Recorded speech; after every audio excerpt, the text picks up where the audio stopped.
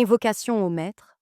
Maître bien-aimé, permets à mon esprit de s'élever jusqu'à tes pieds, pour boire aux véritables sources de la sagesse et absorber tes puissants fluides, d'amour et de foi, de purification et de force spirituelle et matérielle, de puissance spirituelle, de paix, de compréhension, de santé, de prospérité et d'harmonie pour les répandre sur mes frères.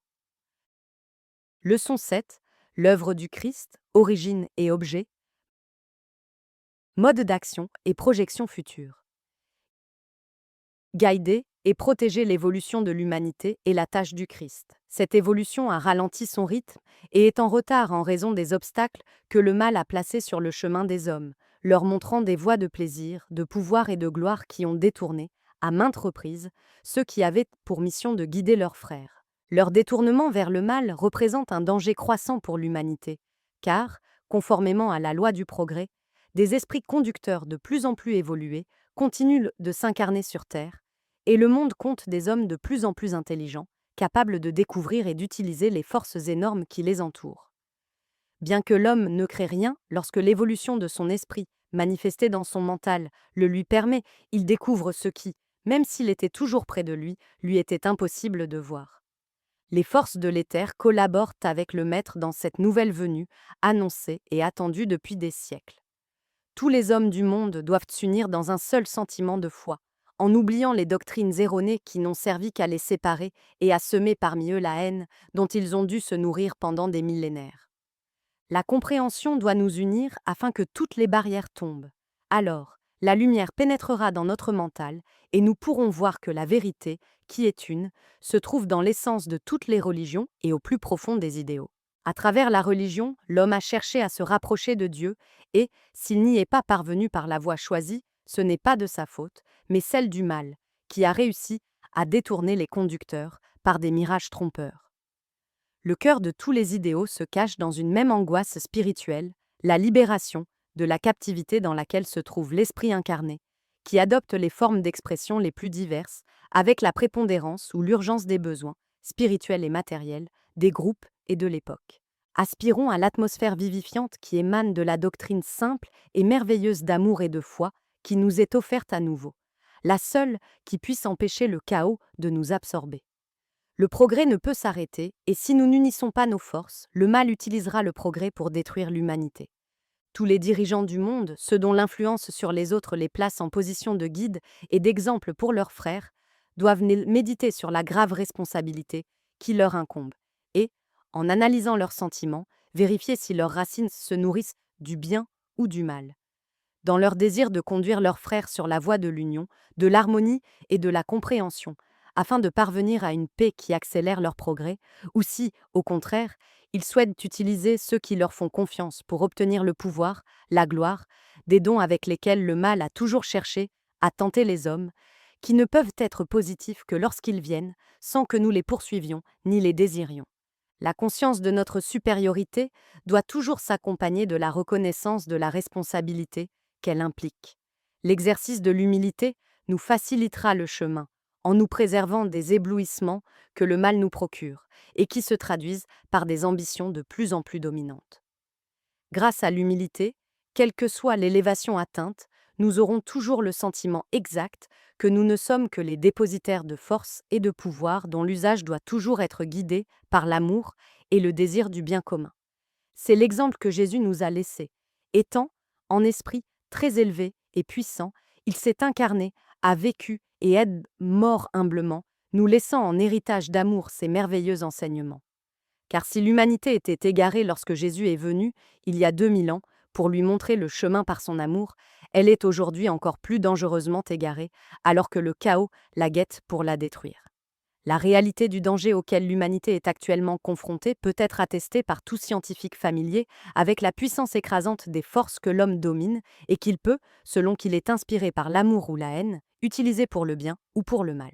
L'humanité doit décider elle-même du chemin qu'elle va prendre à la croisée des chemins où elle se trouve. D'énormes forces du bien et d'énormes forces du mal s'opposent devant elle. Face au chemin de mal se trouve le chemin du bien, sur lequel la voix de Jésus nous parle doucement d'amour et d'espérance. L'homme devra choisir. Les avant-gardes du bien se trouvent déjà sur terre, C'est à elles qu'il incombe maintenant de guider leurs frères vers le vrai chemin. L'appel du spiritualisme se fera entendre dans tous les secteurs humains. Dans chacun d'eux, le maître a préparé son avant-garde d'intuitifs et d'initiés. Sans lutte uniquement par son pouvoir, le mal sera chassé et l'humanité atteindra ainsi le degré d'évolution qui lui correspond après des millénaires d'existence. Que l'homme veuille son propre bien, qu'il résiste à la force maléfique de l'ambition, qu'il contemple avec amour tous les êtres créés comme lui par le Père divin, et, se sentant frère de ses frères, il aura atteint les forces nécessaires pour se sauver. Vous ne devez jamais faire de l'œuvre du Christ une œuvre à huis clos. Les portes de la mission de Jésus seront toujours ouvertes à tous, et ceux qui ressentent une inquiétude spirituelle et le désir de faire le bien devront s'y approcher. Ils devront être disposés à répandre sur les nécessiteux la lumière pour le mental et l'amour pour le cœur. Telle est leur tâche, et ils ne devront jamais faire de discrimination entre les races, les religions, les tendances ni aucune des séparations que les hommes ont établies. L'esprit est universel et vous devez toujours vous considérer comme des esprits dans le cadre de votre tâche et vous sentir spirituellement unis à tous les êtres qui s'approchent de vous. Vous veillerez, en tant qu'êtres humains, aux formes et aux moyens utilisés à l'intérieur et à l'extérieur de l'œuvre du Christ. Car en tant qu'esprit et en tant qu'êtres humains, vous devez vivre dans une tâche constante de don. Afin de pouvoir recevoir et donner cette merveilleuse vibration qui s'harmonisera parfaitement avec les forces des êtres supérieurs, prenez soin de ne pas laisser quoi que ce soit interférer avec votre humilité, votre foi et votre amour. D'ici peu, une sorte de convulsion relative aux idées religieuses se produira dans le monde. Des concepts soutenus depuis des siècles s'effondreront devant certains faits qui mettront en évidence les erreurs soutenues par certaines religions. Cela se produira simultanément dans différentes religions. En effet, le moment approche où les intellects devront s'éveiller et où les erreurs contenues dans les doctrines religieuses devront être mises au jour afin de produire une purification qui permettra de vérifier que toutes les vraies religions ont leur origine dans une seule et même vérité. L'œuvre du Christ n'est pas une doctrine de plus, ni un regroupement d'êtres ayant des préoccupations spirituelles, mais la merveilleuse réalité qui apportera à tous les hommes du monde la paix et l'harmonie, tant spirituelle que matérielle. Elle n'a pas pour but d'apporter aux hommes la connaissance de la réalité spirituelle de la vie, mais la connaissance que cette réalité est indispensable dans l'énorme œuvre à réaliser, afin que l'homme se réveille de sa léthargie et comprenne la nécessité de se soucier de son progrès spirituel, moral et physique, et apprenne à vivre en accord avec la volonté du Père. Couleur et manteau missionnaire. Le Maître a indiqué que nous devrions avoir, comme symbole physique, la couleur bleu ciel turquoise, parce que l'amour spirituel, l'amour du Christ, est une vibration bleu ciel turquoise. Et, en portant le manteau ou le foulard missionnaire de couleur bleu ciel turquoise, avec le désir du bien, nous recevrons les vibrations d'amour des êtres supérieurs. À travers cette couleur, nous irradierons ces vibrations d'amour sur les autres. Tout a un but vaste et élevé. Ainsi, lorsque nous devrons nous mélanger à d'autres groupes et que nous le ferons en portant notre manteau ou notre foulard bleu ciel turquoise, nous pourrons constituer des foyers d'irradiation amoureuse vers les membres du groupe. Au fur et à mesure que nous avancerons, nous apprendrons des choses vraiment extraordinaires. Nous saurons que tout vibre, que tout ce qui existe est vibration, et que dans ces vibrations infinies et différentes, il existe différents degrés d'intensité et différentes qualités vibratoires qui correspondent aux états spirituels. Ces vibrations se manifestent dans notre monde physique sous différentes formes.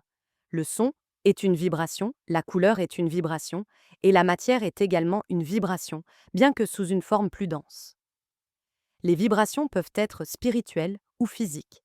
Certaines vibrations spirituelles, lorsqu'elles se manifestent sur des plans physiques, comme le nôtre, s'adaptent au plan et se manifestent sous forme de vibrations physiques, qui peuvent être perçues par nos sens physiques. La vibration de l'amour spirituel a la couleur vibratoire bleu turquoise. Comme l'œuvre du Christ est une œuvre préparée par l'amour de Jésus-Christ, cette merveilleuse vibration bleu ciel turquoise entoure peu à peu notre planète et se reflète dans l'âme de ceux qui, par leur volonté de servir le Maître, se rapprochent de lui par leur amour. Cette vibration nous unit à Jésus et unit également tous les êtres. Lorsque nous organisons des réunions d'études et de travail spirituel, cette vibration d'amour se projette intensément sur nous et autour de nous en se reflétant dans la vibration physique similaire, sur la couleur bleu ciel turquoise. Pendant les réunions, les femmes portent un châle bleu ciel turquoise et les hommes un foulard de cette couleur bien visible. Grâce à cette vibration physique bleu ciel turquoise, chaque aspirant devient un foyer d'irradiation de la vibration spirituelle de l'amour.